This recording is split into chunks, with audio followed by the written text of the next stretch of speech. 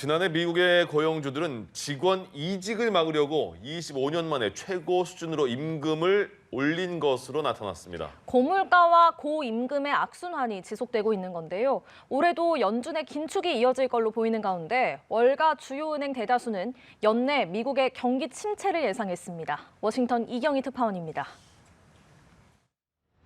애틀랜타 연방준비은행이 미국 노동자들의 임금 상승률을 조사한 결과 직장을 옮기지 않은 경우 작년 11월을 기준으로 1년 전보다 5.5% 오른 것으로 나타났습니다.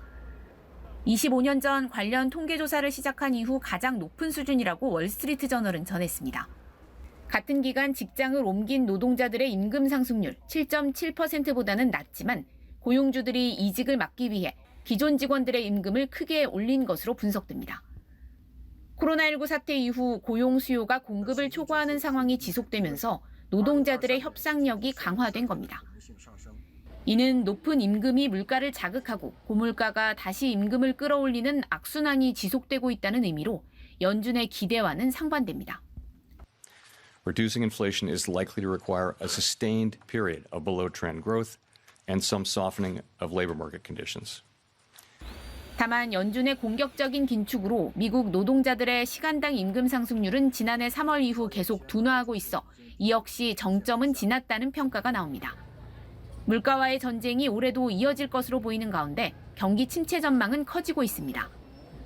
뱅크 오브 아메리카, 바클리 등 세계적인 은행의 금융딜러와 이코노미스트 70%는 연내 미국의 경기 침체를 예측했습니다. 코로나19 대유행 기간 2조 3천억 달러까지 늘었던 미국인들의 초과 저축이 절반으로 줄어든 점, 부동산 시장 침체, 은행들의 대출 기준 강화 등을 그 이유로 꼽았습니다.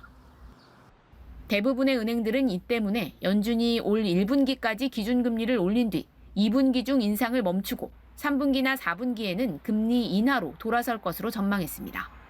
워싱턴에서 연합뉴스TV 이경입니다.